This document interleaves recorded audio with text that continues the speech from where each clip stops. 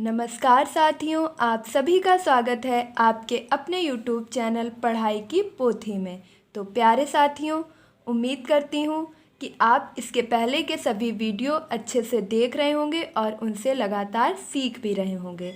आज आपके इस वीडियो की श्रृंखला में मैं आपके लिए हिंदी विषय से संबंधित एक वीडियो लेकर के आई हूँ। यह वीडियो आपकी परीक्षा की दृष्टि से अति महत्वपूर्ण है। आज हम हिंदी विषय से संबंधित उन सभी कवियों के बारे में जानेंगे जिन्हें किसी न किसी उपनाम से जाना जाता है। तो आइए देखते हैं आज का हमारा वीडियो, प्रमुख कवि के मूल तथा उपनाम। देखिए, यह प्रश्न आपसे अधिकतर सभी परीक्षाओं में पूछ लिया जाता है। आपसे एक कवि या लेखक का नाम दे दिया जाता है, उसके बाद 4 ऑप्शन दे दिए जाते हैं और पूछ लिया जाता है कि इनका मूल नाम क्या है, या मूल नाम प्रश्न में दिया होता है तो उपनाम पूछ लिया जाता है। तो क्यों ना हम एक बार में सभी महत्वपूर्ण कवि और लेखक संबंधी जितने भी उपनाम हैं उन्हें एक साथ देख लें। तो आइए स्टार्ट करते हैं अपना वीडियो। तो एक तरफ हम देखेंगे उपनाम और एक तरफ देखेंगे उनका मूल नाम। उपनाम से मतलब होता है उन्हें किसी न किसी प्रकार से उपाधि दे दी गई है। जैसे हम सभी के एक मूल नाम होते हैं और एक उपनाम होते हैं। मूल नाम अर्थात वह नाम जो हमारे पढ़ाई लिखाई के कागज़ों में लिखा होता है, जो हमारी पहचान में लिखा होता है। लेकिन एक उपनाम जो हम सभी के घर में, हम सभी को किसी न किसी प्रकार के एक उपनाम से पुकारा ही जाता है। तो आइए देखते हैं इन कवियों के मूल नाम और उपनाम। इसकी श्रृंखला में आपका पहला प्रश्न है आदि कवि। तो आदि कवि के नाम से किसे जाना जाता है? वाल्मीकि को। देखिए, सभी प्रश्न अति महत्वपूर्ण हैं, तो आप ध्यान से इस वीडियो को देखिएगा। आदि कवि के नाम से वाल्मीकि को जाना जाता है। नेक्स्ट है आपका अपभ्रंश का वाल्मीकि। तो अपभ्रंश का वाल्मीकि किसे कहा जाता है? स्वयंभू को कहा जाता है। अगर आपने हिंदी भाषा से संबंधित इससे पहले का वीडियो देख रखा है तो आप यह प्रश्न आसानी से कर पा रहे होंगे कि अपभ्रंश का वाल्मीकि किसे कहा जाता है? स्वयंभू को कहा जाता है। आदि कवि किसे कहा जाता है? वाल्मीकि को कहा जाता है। जबकि आपकी आदि जो रचना है वह आपकी आदि काव्य के नाम से रामायण को जाना जाता है। नेक्स्ट है आपका हिंदी का प्रथम कवि किसे कहा जाता है? तो हिंदी का प्रथम कवि की संज्ञा आपको सरहप्पा को दी जाती है। किसे दी जाती है? सरहप्पा को। नेक्स्ट है आपका हिंदुस्तान की तूती या हिंदी इस्लामी समन्वित संस्कृति प्रतिनिधि। प्रश्न है आपका कि हिंदुस्तान की तूती या तूतीय हिंद किसे कहा जाता है, या इस्लामी समन्वित संस्कृति का प्रतिनिधि किसे कहा जाता है। तो यह प्रश्न अगर आपसे पूछा जाता है तो आपका आंसर होगा अमीर खुसरो। क्या होगा? अमीर खुसरो। अमीर खुसरो को तूतीय हिंद या इस्लामी समन्वित संस्कृति का प्रतिनिधि माना जाता है। नेक्स्ट है आपका मैथिल कोकिल और अभिनव जयदेव। देखिए, मैथिल कोकिल आपका अति महत्वपूर्ण है। अगर मैं कहूँ कि आपकी परीक्षा की दृष्टि से मैथिल कोकिल आपसे कई बार पूछा भी जा चुका है और यहाँ जो भी प्रश्न इंक्लूड किए गए हैं वह सभी आपकी किसी न किसी परीक्षा में पूछे जा चुके हैं और उन्हें दोबारा पूछने की भी प्रबल संभावना है। तो मैथिल कोकिल और अभिनव जयदेव के नाम से विद्यापति को जाना जाता है। किसे जाना जाता है? विद्यापति को। विद्यापति को अभिनव जयदेव और मैथिल कोकिल के नाम से जाना जाता है। देखिए, बेहतर होगा कि आप मेरे साथ साथ इन चीज़ों को दोहराते रहें।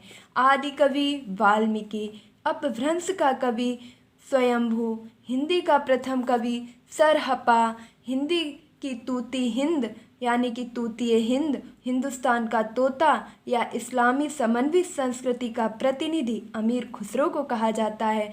जबकि आपका मैथिल कोकिल अभिनव जयदेव के नाम से विद्यापति को जाना जाता है। नेक्स्ट है आपका प्रथम सूफी कवि। तो प्रथम जो सूफी कवि हैं वह हैं आपके असाइत। क्या है? असाइत। देखिए, मैं अगर कह रही हूँ कि ये चीज़ें इम्पॉर्टेंट हैं, मीन्स ये चीज़ें इम्पॉर्टेंट हैं। ये कब आपका 1 नंबर बढ़ाकर आपके सिलेक्शन को पक्का करेंगी, कुछ नहीं कहा जा सकता। अक्सर कर हम बड़े बड़े टॉपिक्स को पढ़ते रहते हैं और इन छोटे छोटे टॉपिक्स पे बिल्कुल भी ध्यान नहीं देते हैं, और परीक्षा में जब प्रश्न हमारे सामने आते हैं तो कन्फ्यूजन की दृष्टि से गलत हो जाते हैं। इसलिए आप चाहे 1 नंबर का प्रश्न हो, चाहे उस विषय से 2 नंबर के प्रश्न बने, लेकिन आपके लिए एक एक प्रश्न महत्वपूर्ण है। तो मैथिल कोकिल अभिनव जयदेव विद्यापति। प्रथम सूफी कवि असाइद। नेक्स्ट है आपका मुहम्मद मलिक मुहम्मद। तो ये तो हम सभी जानते हैं कि मलिक मुहम्मद जायसी मीन्स मलिक मुहम्मद के नाम से जायसी को जाना जाता है। नेक्स्ट है आपका वाणी का डिडक्टर। तो वाणी का डिडक्टर कहा जाता है कबीर को। किसे कहा जाता है? कबीर को। देखिए मैं यहाँ पे लिख करके मेंशन नहीं कर रही हूँ, पर ओरली आपको बता रही हूँ। बेहतर होगा कि आप अपने नोट्स में लिख लें कि इन्हें वाणी का डिडक्टर हजारी प्रसाद द्विवेदी के द्वारा कहा गया है। किसके द्वारा कहा गया है? हजारी प्रसाद द्विवेदी के द्वारा। तो वाणी का डिडक्टर कबीर को कहा जाता है। नेक्स्ट है आपका अष्टछाप का जहाज या पुष्टि मार्ग का जहाज या खंजन नयन या भावाधिपति। नेक्स्ट है आपका वात्सल्य सम्राट। देखिए इतने उपनाम हैं, ये किसके हैं? सूरदास के हैं। इन्हें अभी फटाफट याद कर लेंगे, कोई भी दिक्कत नहीं होगी। अष्टछाप का जहाज। देखिए हम सभी जानते हैं कि अष्टछाप कवियों में आपके एक कवि सूरदास भी थे, तो इन्हें हम कैसे याद रखेंगे कि अष्टछाप का जहाज सूरदास। पुष्टि मार्ग का जहाज, पुष्टि मार्ग का जहाज भी सूरदास को कहा जाता है। नेक्स्ट है आपका खंजन नयन और भावाधिपति। देखिए खंजन नयन, इन्होंने भगवान कृष्ण का इतना अच्छा विवरण प्रस्तुत किया है, उनके वात्सल्यपन का इतना अच्छा जो है इन्होंने विवरण प्रस्तुत किया है कि इन्हें सूरदास को अगर आप देखें कि कृष्ण भक्ति का सबसे महान कवि माना जाता है। तो खंजन नयन और भवाधिपति ये दोनों ही उपनाम सूरदास के हैं। और जिस प्रकार हम सभी जानते हैं कि यह भी एक कहावत है आपकी, माना भी जाता है कि सूरदास जो कि अंधे थे, जिनकी आंखें नहीं थीं, लेकिन अगर आप इनकी रचनाओं को पढ़ेंगे तो ऐसा मानना असंभव होगा कि बिना दृष्टि के इन्होंने इतना अच्छा विवरण प्रस्तुत किया होगा भगवान कृष्ण के वात्सल्यपन का। तो इन्हें वात्सल्यता का सम्राट भी कहा जाता है। तो अब हम नहीं भूलेंगे कि अष्टछाप का जहाज, पुष्टि मार्ग का जहाज, खंजन नयन, भावाधिपति, वात्सल्य सम्राट, इन सभी नामों से आपके सूरदास को जाना जाता है। इन्होंने सूरदास के द्वारा जो कृष्ण के वात्सल्य बालपन का जो इन्होंने इतना सुंदर और मार्मिक दृश्य प्रस्तुत किया है, जिसे अगर आँखों से भी देखा जाए तो प्रस्तुत करना असंभव होता है। इसीलिए यह एक अतिशयोक्ति होती है कि सूरदास बिना आँखों के भी इतने अच्छी तरीके से भगवान कृष्ण की वात्सल्यता का वर्णन कर पा रहे हैं। नेक्स्ट है आपका जड़िया कवि। देखिए मोस्ट इम्पॉर्टेंट, ऐसे ही अटपटे नाम आपसे पूछे जाएंगे। जड़िया कवि, तो जड़िया कवि के नाम से आपका नंददास को जाना जाता है। किसे जाना जाता है? नंददास को। सैयद इब्राहिम, तो सैयद इब्राहिम के नाम से आपका रस खान को जाना जाता है। किसे जाना जाता है? रस खान को। देखिए प्रत्येक नाम आपकी परीक्षा की दृष्टि से अति महत्वपूर्ण है। एक बार फिर से देख लीजिएगा। आदि कवि वाल्मीकि, अपभ्रंश का कवि स्वयंभू, हिंदी का प्रथम कवि सरहपा, हिंदुस्तान की तूती या तोतीय हिंद, इस्लामी समन्वित संस्कृति का प्रतिनिधि अमीर खुसरो। इन्हें तबला और सितार का भी जनक कहा जाता है। मैथिल कोकिल अभिनव जयदेव, अति इम्पॉर्टेंट प्रश्न कई बार पूछा जा चुका है। अभिनव जयदेव विद्यापति। प्रथम सूफी कवि असाइद, मलिक मुहम्मद जायसी। वाणी का डिडक्टर कबीर को कहा जाता है, जबकि अष्टछाप का जहाज, पुष्टि मार्ग का जहाज, खंजन नयन, भावाधिपति और वात्सल्य सम्राट सूरदास को कहा जाता है। जड़िया कवि के नाम से आपके नंददास जाने जाते हैं। सैयद इब्राहिम आपके रस खान को आपका सैयद इब्राहिम के नाम से जाना जाता है। नेक्स्ट है आपका कवि शिरोमणि, मानस का हंस, लोक नयन, हिंदी का जातीय कवि। देखिए इन्हें तुलसीदास जी को आपके 3 से 4 उपनाम दिए गए हैं और उन्हें जो है जाना जाता है कवियों में सबसे श्रेष्ठ। इन्होंने रामचरितमानस जैसे महान ग्रंथ की रचना करके सभी कवियों में अपना श्रेष्ठ स्थान दर्ज करवाया है, जिस कारण इन्हें कवि शिरोमणि के नाम से भी जाना जाता है। नेक्स्ट है आपका मानस का हंस। मानस का हंस के नाम से भी तुलसीदास को जाना जाता है। नेक्स्ट है आपका लोकनयन। देखिए याद रखिएगा, खंजन नयन सूरदास, जबकि लोकनयन तुलसीदास। और नेक्स्ट है आपका हिंदी का जातीय कवि। देखिए इनके बारे में कई लेखकों ने, कई कवियों ने यह भी कहा है कि तुलसीदास जो है जातीय कवि थे। वो जातीय आधार पर अपनी रचनाएं किया करते थे।